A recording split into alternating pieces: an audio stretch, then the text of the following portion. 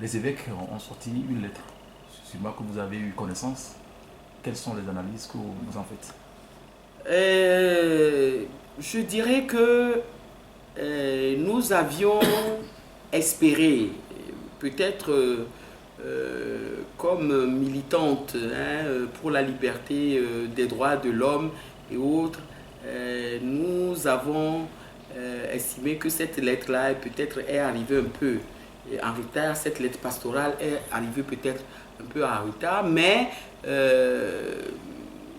vous savez, finalement, il s'agit de prélats, de personnes qui s'occupent du côté spirituel de nos âmes, comme qui dirait. Et comme on a l'habitude de dire chez nous, c'est l'heure de Dieu qui est la bonne. Le contenu de cette lettre pastorale, à mon sens, ne fait que constater la réalité de ce qui se passe dans notre pays. Puisque, vous savez, les prêtres ont joué, ou bien la religion joue beaucoup de rôles dans notre pays. J'en donne pour exemple la conférence nationale qui a été présidée par Monseigneur Podro à l'époque. Je parle aussi de la commission Vérité, Justice et Réconciliation qui a été également présidée par un prélat, Monseigneur Bariga, de l'Église catholique, de l'Église évangélique presbytérienne qui joue beaucoup de rôles et qui de temps à autre, au tournant décisif de la vie de notre pays, publie des lettres pastorales pour prendre position là-dessus. C'est vrai que nous avons eu à regretter parce que nous voyons ce que l'Église fait dans d'autres pays, notamment en RDC, où l'Église est présente dans la lutte citoyenne, où l'Église prend position, où l'Église dit ce qui est bon par rapport aux dirigeants du pays et ce qui ne l'est pas, où l'Église incite à ce que les choses aillent pour l'unité nationale et le bonheur de tous les Congolais. RDC, l'Église prend position pour dire quel est son point de vue sur tel problème. Si c'est vrai que nous n'avions pas vu souvent au niveau de notre de l'Église dans notre pays cette prise de position carrément pour ce qui est bien, nous disons quand même que l'Église dans les tournants décisifs de la vie de notre pays sort des lettres pastorales, mais ce que nous remarquons, c'est que ce que l'Église constate, l'Église ne doit pas que constater, l'Église doit inciter également à ce que ce qu'elle constate puisse être, s'il s'agit de problèmes, puisse trouver des solutions, s'il s'agit de choses qu'il faut arranger, s'il s'agit de changements qui doivent intervenir, doit pouvoir le faire. J'avais dit tout à l'heure que la commission Vérité, Justice et Réconciliation a été présidée par un prélat, Monseigneur Bariga, qui a sorti un rapport que tout le monde connaît. Lequel rapport, aujourd'hui, il faut le constater, a été mis dans les tiroirs parce que toutes les recommandations qui ont été faites par cette commission-là ne sont pas appliquées. Le problème des réformes, on en a largement parlé dans ce rapport-là. Jusqu'au jour d'aujourd'hui, ces réformes-là, et on a l'impression que le régime RPT uni n'a aucune envie d'accomplir ces réformes-là. Et moi personnellement, je suis étonné du silence de l'Église par rapport à cela. Aujourd'hui, dans la lettre pastorale publiée, ce problème des réformes ressurgit, refait encore, puisque l'Église fait le constat de ce que les réformes ne sont pas réalisées et que les problèmes que les Togolais connaissent aujourd'hui relèvent pour une grande partie de cela, du non-accomplissement de la parole donnée. Parce que c'est depuis 2006 que dans l'APG, les protagonistes de la crise politique togolaise se sont engagés à réaliser les réformes. Et donc, dans cette lettre pastorale, l'Église constate et l'Église dit qu'il est nécessaire que ces réformes-là également se fassent. Bon, l'Église va-t-elle lancer seulement un souhait pour que ces réformes-là aient resté sans influer sur la nécessité de la réalisation de ces réformes? C'est cela la question. Alors, donc c'est pour cela que nous disons que cette lettre pastorale-là fait le constat de ce qui est réel, de ce que tous les Togolais connaissent. Et donc, nous ne pouvons que féliciter l'Église catholique pour avoir enfin pris la décision de publier, de faire le constat de choses qui ne vont pas bien dans notre pays, liées à la foi chrétienne, mais liées également à nos réalités, parce que l'Église est dans l'État togolais, et lorsque des problèmes se posent dans la nation togolaise, bien évidemment, l'Église est concernée. Elle ne peut pas dire que cela ne le concerne pas et que les problèmes politiques ne sont pas les problèmes de l'Église. Les problèmes politiques et les problèmes sociaux, je crois que la Bible même règle tous ces problèmes-là, et la liberté dont on parle, la liberté pour laquelle nous luttons, c'est une constante religieuse d'abord, avant que d'être humaine. Donc voilà ce que je peux dire sur cette lettre pastorale-là, qui est bien, mais nous estimons que l'Église doit aller au-delà de cela et influer sur la réalisation effective, et ne pas seulement se cantonner dans le constat et dans des recommandations qui restent lettres mortes dès après leur publication. Vous attendez également les autres congrégations à se prononcer ou à réagir de même? Oui, tout à fait. Bon, la plupart du temps, vous savez, les églises sont organisées de manière précise, chacun en son domaine. Souvent l'église méthodiste aussi prend ses résolutions, mais je crois que c'est souvent le conseil chrétien qui regroupe l'église évangélique presbytérienne, l'église méthodiste et autres aussi qui vont le faire. Bon, nous attendons de voir ce qu'ils feront à la suite de la publication par l'église catholique de la lettre pastorale dont vous avez parlé. Ces églises-là aussi sont vives, leurs membres, leurs responsables vivent au Togo et connaissent la réalité togolaise, et il est essentiel qu'ils non seulement prennent position, mais qu'ils doivent également influer sur la situation pour que notre pays puisse évoluer et puisse aller de l'avant.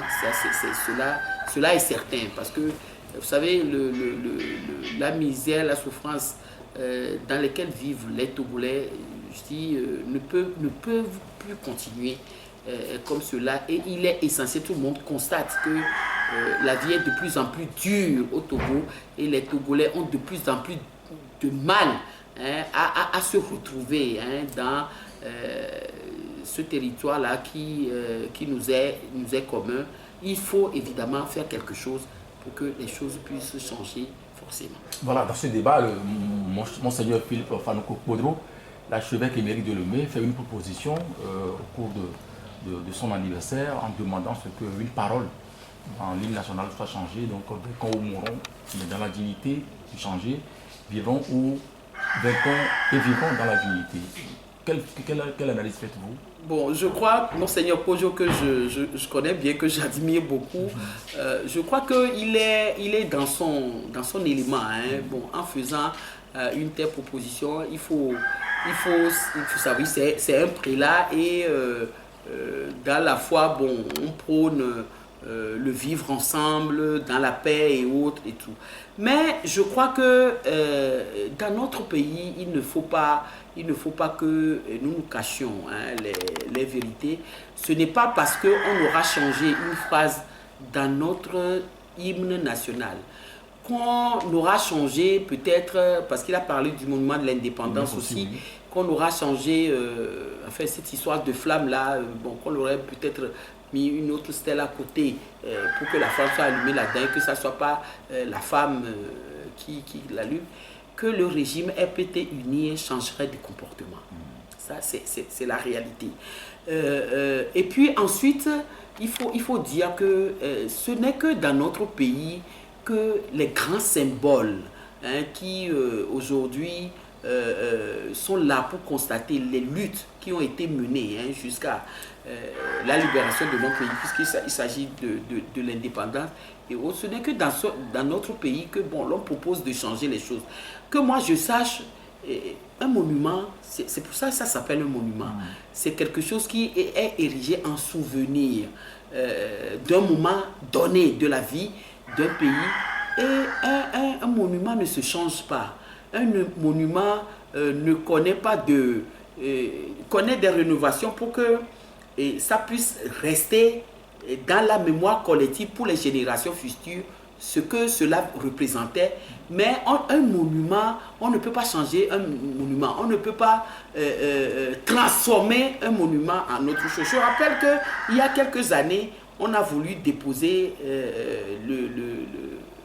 la statue de tous les présidents togolais autour du monument de l'indépendance, ce qui aurait été un véritable scandale et un coup de pied de l'âne à la lutte qu'avaient menée les pères fondateurs de notre pays, qui ont lutté pour l'indépendance de notre pays. Parce que dans ces stèles-là se retrouveraient par exemple des présidents de la République qui ont lutté, qui se sont battus contre leur propre frère pour l'indépendance de notre pays. Ce qui aurait complètement transformé l'histoire de notre pays. À l'époque, nous nous sommes opposés à cela en poussant le cri du scandale et aujourd'hui, cela n'a pas été fait.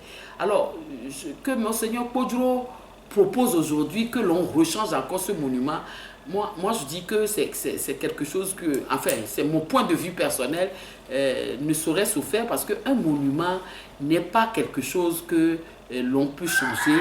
Parce que, voyez-vous, si l'on le change selon sa position aujourd'hui, ben, peut-être que demain, quelqu'un d'autre penserait que cette manière de faire là n'était pas la bonne et que lui aussi proposerait que l'on refasse autre chose, ainsi de suite, et nous n'en sortirons pas. Je crois que le monument de l'indépendance a une signification bien précise et nous méritons que cette signification-là reste pour les générations futures telle qu'elle. Parce que c'est cela qui symbolise la nation, la naissance même de la nation togolaise. Je ne pense pas que courant année 2016 qu'il faille changer la structure de ce monument-là et autres, et que c'est ce changement-là qui apporterait la paix, ou qui apporterait la concorde, ou qui apporterait le développement, ou qui apporterait la démocratie dans notre pays. Il en est de même pour l'hymne national. Vous savez, l'hymne national français, la Marseillaise, contient des paroles très violentes. Dans cet hymne national, il est dit aux armes citoyens, formez nos bataillons, marchons, qu'un sang impur abreuve nos sillons. C'est vrai que ces dernières années, il y a eu un débat en France sur le fait qu'il est nécessaire de changer les paroles de la Marseillaise, que certains trouvent trop violentes et autres, mais cela n'a pas marché parce que les Français se sont opposés à ce qu'on touche à cet hymne-là, parce que c'est l'hymne national français qui symbolise la Révolution française et autres, et tout ça gardé tel quel. Donc, notre hymne national, je crois qu'il mérite également. Cet hymne-là, en fait, est composé de trois couplets qui se suivent et qui, chacun en ce qui le concerne, représente l'histoire de notre pays. Et ce n'est pas parce que on aura changé cette phrase-là en vainquons ou mourons, en vainquons ou vivons, mais dans la dignité. Je le redis encore, que le régime RPT uni, qui nous régente depuis 1963, 3 années après l'indépendance, de père en fils, changerait de comportement et irait dans le sens de la démocratie et du développement de notre pays. Moi, je ne crois pas que c'est le changement de ce nom-là qui amènerait quoi que ce soit dans le changement, dans le vivre ensemble, dans le fait de respecter l'autre, de respecter les droits de l'homme et autres là. Je n'y crois pas. Et ensuite, j'estime que, vous savez, c'est terrible pour moi de le reconnaître, ce que nos pères ont vécu en matière d'oppression pendant la colonisation. Je ne dirais pas que l'oppression qui continue dans notre pays soit moindre que ce qu'ils ont vécu. À certains points de vue, même cette oppression-là, c'est accentué par la dictature que nous avons connue dans notre pays et que nous connaissons, dont les affres continuent toujours dans notre pays parce qu'au jour d'aujourd'hui, nous ne pouvons pas avoir d'alternance dans ce pays. C'est un même régime qui dirige ce pays depuis 1963 et il n'y a pas possibilité de même voir l'alternance se faufiler à l'horizon pour que la démocratie puisse s'éclore dans notre pays. Et lorsque vous savez qu'un pays est dirigé par une dictature, ça va avec ses conséquences liées à une violation permanente des droits de l'homme et autres, et tout ça. Donc, aujourd'hui, il n'est pas trop dire que de constater que les Togolais font le serment de vivre ou de mourir dans la dignité. Parce que, vous savez, vainquons ou vivons dans la dignité, comme le propose Monseigneur Kodjo, ben, cela aurait été si notre pays aujourd'hui, ou bien si les Togolais aujourd'hui vivent dans le bonheur. Or, le chef de l'État, M. Faure Gnassingbé lui-même reconnaît que c'est une minorité de Togolais qui s'accaparent des richesses du pays et pendant que la majorité vit dans la misère. Alors, cette majorité-là va dire qu'il va vivre comme ça, dans la misère, dans la dignité. Non, je ne le crois pas. Cette majorité-là, qui est privée des richesses de notre pays,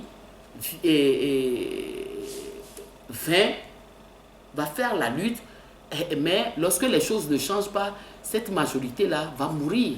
Mais seulement cette majorité-là mourra dans la dignité parce que cette majorité n'aura pas accepté de faire allégeance à la minorité qui pille le pays. Et vous savez, il faut peut-être aussi faire allusion, dans notre pays, croupissent encore en prison aujourd'hui des prisonniers politiques. Les militants de l'ANC qui ont été arrêtés dans cette sortie d'affaires d'incendie des marchés de Kara et de Lomé, tout le monde sait dans ce pays qu'ils ne sont pour rien dans l'incendie de ces deux marchés-là.